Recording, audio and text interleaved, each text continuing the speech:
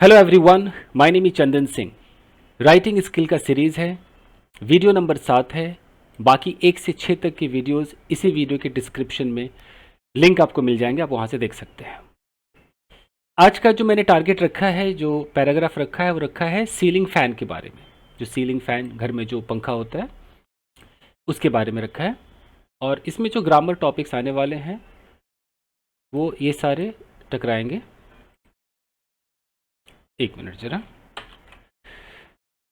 इसके अंदर आएगा state of being, adjective clause, state of position, present indefinite और adverb clause of purpose, so that वाला, ये सब चीज़ें मिलेंगी। बाकी आप देख लीजिएगा क्या क्या इसमें दिखता है। तो शुरू करते हैं। आइए देखिए, तो यहाँ पर लिखा है कि सीलिंग फैन एक ज़रूरी बिजली से चलने वाला उपकरण है जो लगभग हर घर में पाया जाता है। सेंटेंस हमारा इतना बड़ा है। इसके अंदर 2 क्लॉजेज हैं। आपको पता है कि एक फुल स्टॉप का मतलब एक सेंटेंस होता है, और उसके अंदर अगर आपको 2 टुकड़े दिख रहे हैं तो 2 क्लॉजेस कहे जाते हैं। हमें इनको कन्वर्ट करना है इंग्लिश में। आइए शुरू करते हैं। कलर रेड रखते हैं। तो पहला है कि सीलिंग फैन एक ज़रूरी बिजली से चलने वाला उपकरण है। पहले यहां तक लेते हैं। सब्जेक्ट हमारा क्या है? बात किसकी हो रही है? सीलिंग फैन की हो रही है, तो हमारा यही सब्जेक्ट होगा। तो हम यहां पर लिखेंगे कि सीलिंग फैन, सीलिंग फैन, ठीक है। स्टेट ऑफ बीइंग है, प्रेजेंट का इज लगाइए, और चूंकि दुनिया में जितने पंखे, सारी पंखे जाति का बोध कराना है तो अ भी लगा दीजिए, अ कर दीजिए, फिर उसको सीलिंग फैन कीजिए कि अ सीलिंग फैन इज। तो सीलिंग फैन और है, यहां तक हमारा हो गया। सीलिंग फैन है, इसको ऐसे कलर करते हैं, ठीक है, काफी है। अब है कि एक जरूरी बिजली से चलने वाला उपकरण। अब इसकी अंग्रेजी हमें चाहिए, एक ज़रूरी बिजली से चलने वाला उपकरण। इसकी इंग्लिश हमें चाहिए, तो इसकी इंग्लिश क्या होगी? एक ज़रूरी, एन इसेंशियल। इसेंशियल मतलब ज़रूरी, इसेंशियल। आप चाहे तो अलग इसकी जगह, इसेंशियल की जगह कुछ और लिख सकते हैं, इंपॉर्टेंट ये सब, बट मुझे लगता है इसेंशियल अच्छा वर्ड है। और ceiling fan is an essential, बिजली से चलने वाला उपकरण। बिजली से चलने वाला उपकरण को क्या बोलेंगे? Electrical, electrical, electrical appliance, right. ये तो रटना पड़ेगा आपको, इलेक्ट्रिकल अप्लायंस कहा जाता है। तो बनकर तैयार हो गया कि a ceiling fan is an essential electrical appliance. Full stop हटा रहा हूं क्योंकि अभी अगला क्लॉज इसी में शुरू होगा कंजंक्शन के साथ। क्लॉज क्या है? जो, ये हमारा कंजंक्शन है और ये क्लॉज बना रहा है, जो लगभग हर घर में पाया जाता है। जो मतलब सीलिंग फैन के बारे में। तो सीलिंग फैन को हम हु तो नहीं कह सकते, तो क्या बोलेंगे यहां पर? विच बोलेंगे, विच। पाया जाता है मतलब which is available, which is available हर घर में, जो लगभग हर घर में, विच इज अवेलेबल। लगभग को ना यहां अवेलेबल से पहले लगा रहा हूं कि विच इज यूजली, ज्यादातर, विच इज यूजली अवेलेबल हर घर में, at every home, at every home, हर घर में। बनकर तैयार हो गया, एट एवरी होम। देखिए यहां से यहां तक का हमारा तैयार हो चुका है, और ये हमारा सब्जेक्ट था। इसको हाईलाइट करें, कोई हाईलाइटर दिख जाए तो करते हैं। ये हो गया और ये हो गया, ठीक है। अब आगे बढ़ते हैं। यह छत पर लगा होता है और रूम में हवा को घुमाकर माहौल को ठंडा और राहत भरा बनाता है। यह हमारा सेंटेंस है। चूंकि राइटिंग स्किल में ये जो हम लिख रहे हैं, ये इसके बारे में लिख रहे हैं, बट ये थॉट आपके पास आनी चाहिए। अगर थॉट नहीं होगा तो आप कैसे कन्वर्ट करोगे? तो हमने थॉट उठा लिया है और थॉट को कन्वर्ट कर रहे हैं। आप लिखोगे तो आपके सामने कुछ भी नहीं होगा, आप अपना खुद सोचोगे, खुद लिखोगे, तो लिखने का तरीका तो पता हो। यह छत पर लगा होता है, तो हम अब कैसे बोलेंगे इसको? यह छत पर लगा होता है। पंखे को इट कहेंगे, इट इज लगा होता है, फिक्स्ड होता है या इंस्टॉल्ड होता है, ये होता है ना, इट इज फिक्स्ड या इंस्टॉल्ड ऑन द सीलिंग बोलेंगे। यहाँ सीलिंग जो आपका जो छत है, रूफ वाला छत नहीं, अंदर से जो छत है, उसके लिए भी प्रेपोजिशन ऑन का ही इस्तेमाल होगा। It is fixed on the ceiling, यह छत पर लगा होता है और रूम में हवा को घुमाकर माहौल को ठंडा और राहत भरा बनाता है। तो और है एंड लगाइए। तो एंड के बाद यहाँ एक कॉमा दे दीजिए क्योंकि आप एक नया क्लॉज लिख रहे हैं एंड। तो एंड वाला क्लॉज कौन सा क्लॉज कहलाएगा? Coordinating clause, right. यहाँ आप लिख सकते हैं ग्रामर टॉपिक में कि आपको एक कोऑर्डिनेटिंग क्लॉज की ज़रूरत भी पड़ रही है। कोऑर्डिनेटिंग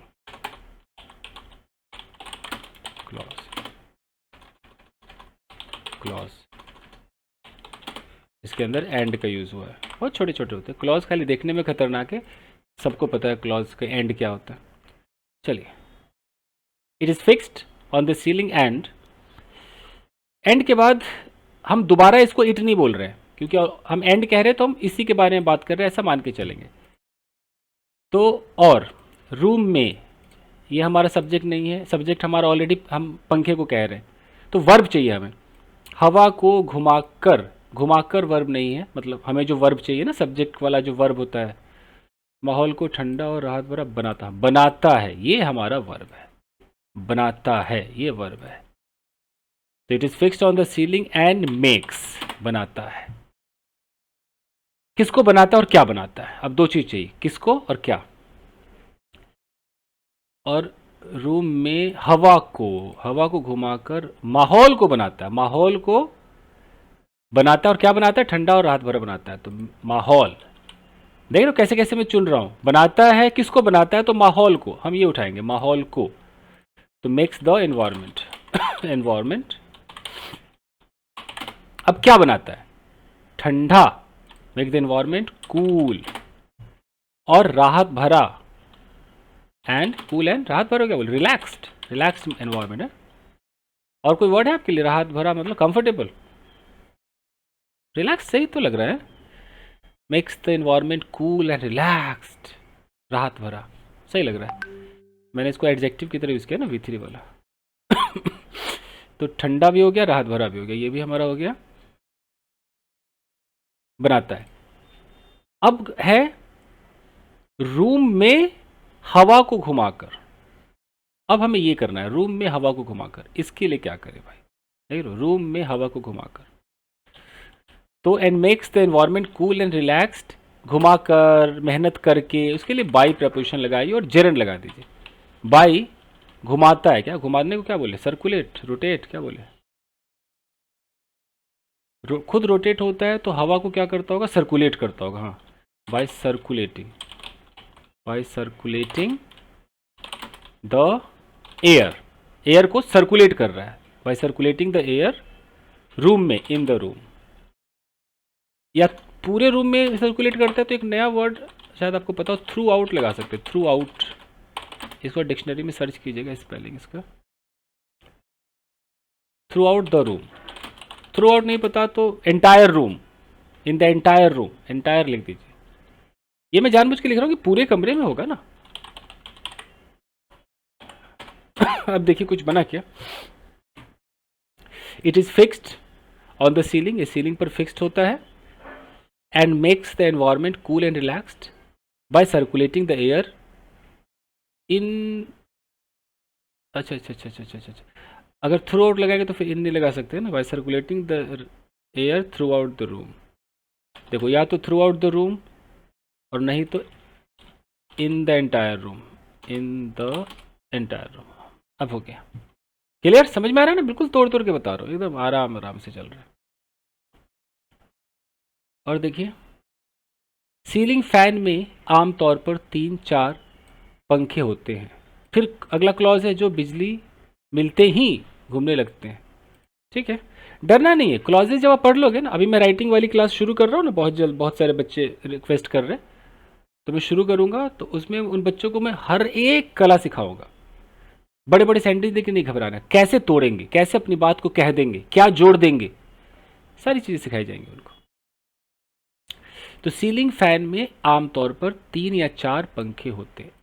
अब सीलिंग फैन में होते हैं, अभी क्या होता है, कुछ बच्चे इसको देयर समझने लगते, देयर आर 3 फैंस, 3 क्या है पंखे होते हैं, हाँ ब्लेड्स, वो देयर देयर लगाते हैं। देयर ठीक है, स्पोकन में लोग लगा देते हैं, हालांकि मुझे ऐसा लगता है कि अगर एक पंखा है, लेट्स से कि ये एक पंखा है, इसके अंदर ये ब्लेड है, तो ये पंखे का पोजीशन है बॉस। जैसे आप हैं, अब आपकी 2 आंखें हैं, एक नाक है, एक मुंह है, तो ये आपका पोजीशन है, ये इसको देर देर मत कहा करें, पोजीशन वाला यूज किया कीजिए। पोजीशन मतलब हैव, हैज, ये सब यूज कीजिए।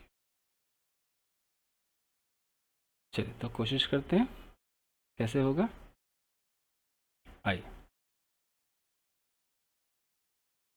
कहाँ चले गए, यहाँ देखिए,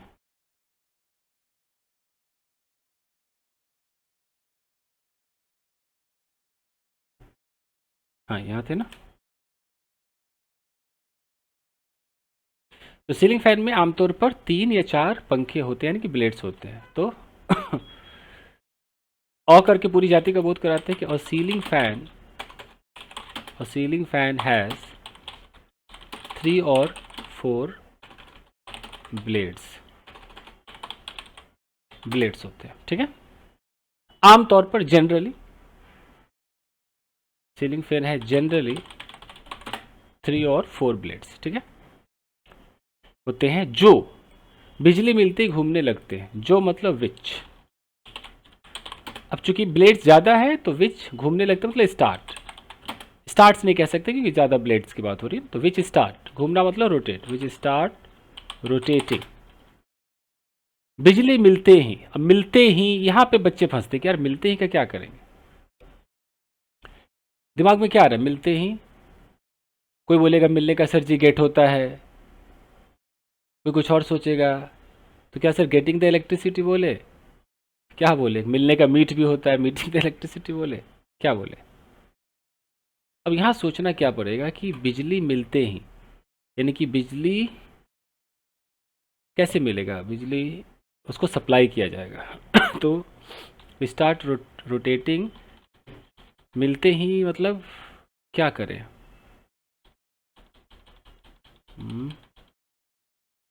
क्लॉज लगाए,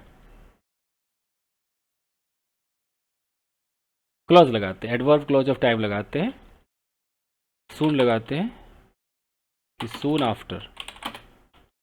आफ्टर, फिर पैसिव कर देते हैं, सून आफ्टर बिजली मिलते ही इलेक्ट्रिसिटी या पावर, जो क्या बोलो, बिजली को पावर या इलेक्ट्रिसिटी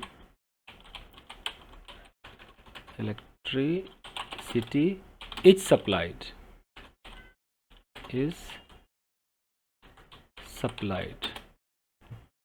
आप लोग भी देखिए, अपना भी दिमाग लगाइए। Which start rotating soon after मतलब तुरंत बाद, एक बार मिला और तुरंत मिलते ही, soon after electricity is supplied. ये हो गया, और कोई तरीका हो सकता है? खाली आफ्टर लगाने का अगर मन कर रहा है तो आफ्टर के बाद कैसे बोलेंगे?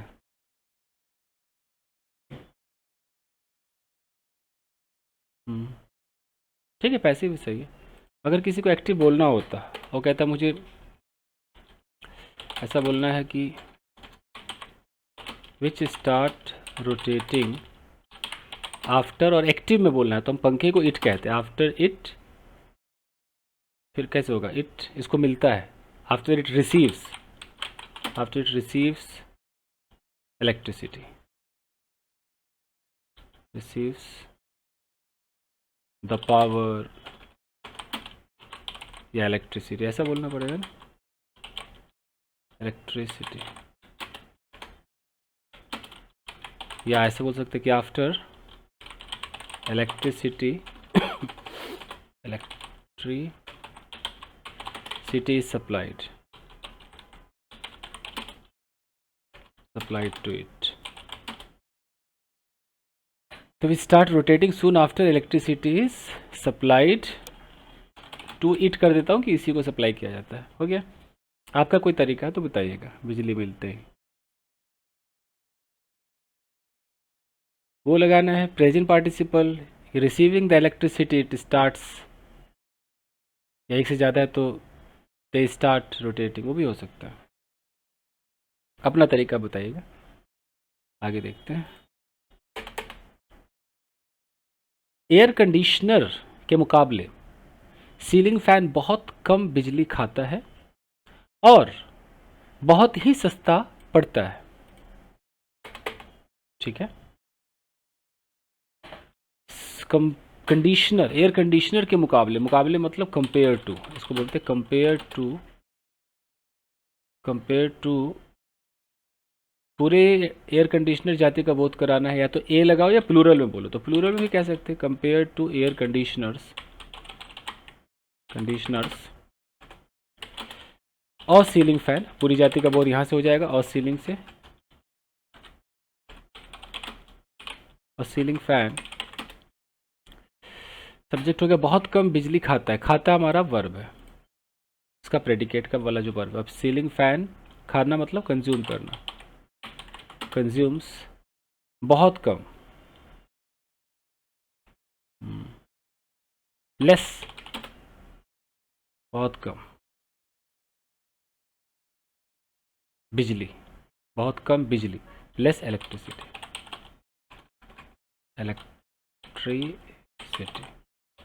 Compare to air conditioners, a ceiling fan consumes less electricity. सही. वेरी लेस नहीं लिखा है, खाली लेस लिखा है ताकि पता चले कि हाँ इतना है. यह अलग अलग साइज, डिजाइन और कलर में मिलता है ताकि, फिर यहाँ क्लॉज है कंजंक्शन से जुड़ा है, ताकि रूम की सजावट से मैच हो सके. आई 2 टुकड़े वाले.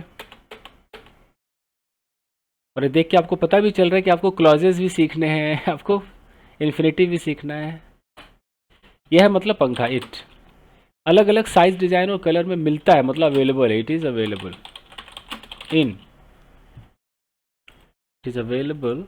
इन.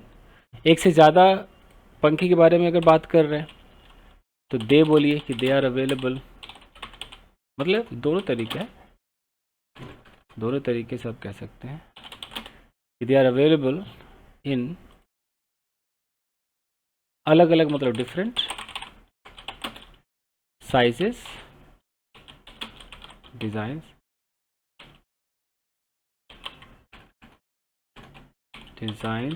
एंड कलर्स,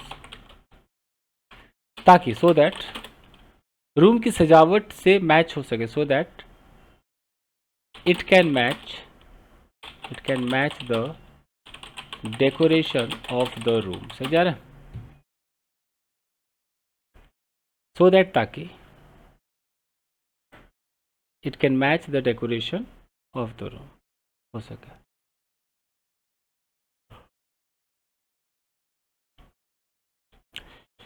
सो दैट नहीं लगाना है क्योंकि सो दैट पर्पस को दिखाता है, तो फिर इन्फिनिटिव भी पर्पस को दिखाता है. इन्फिनिटिव लगा लीजिए. इन्फिनिटिव में आप कैसे बोलेंगे इसी बात को, यहाँ तक आएंगे, यहाँ तक आएंगे और इन्फिनिटिव से दिखाएंगे पर्पस को. कैसे दिखाएंगे? ऐसे. इट इज़ अवेलेबल, या they are available in different sizes, design and colours to match the decoration of the room. हो गया. इंडिया जैसे गर्म देशों में सीलिंग फैन बहुत उपयोगी होता है क्योंकि, फिर यहाँ क्लॉज है क्योंकि, यानी कि एडवर्ब क्लॉज ऑफ, देख रहे क्लॉज ही क्लॉज मिला. आज तो लिख देता हूँ मैं यहाँ, एक और मिला हमें एडवर्ब क्लॉज ऑफ रीजन मिला, बिकॉज वाला मिल गया ना. 7 आइटम्स मिल गए.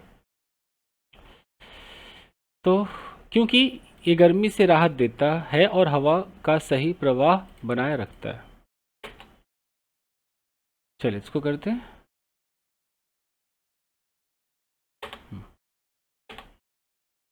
Colour change. तो सब्जेक्ट क्या, इंडिया जैसे गर्म देशों में, ये तो सब्जेक्ट नहीं हो सकता है, तो लोकेशन दिखा रहा है। सीलिंग फैन बहुत उपयोगी होता है, सीलिंग फैन यही सब्जेक्ट है आपका।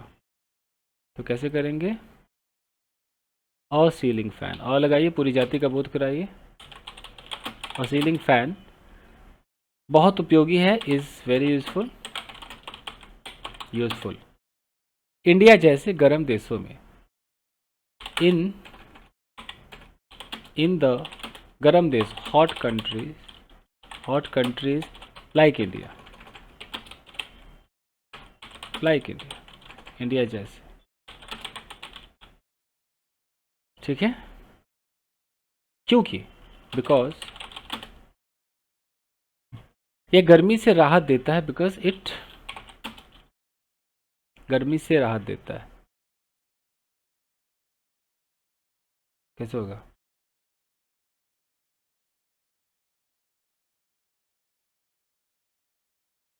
इट प्रोवाइड्स, देता है, इट प्रोवाइड्स राहत, रिलैक्सेशन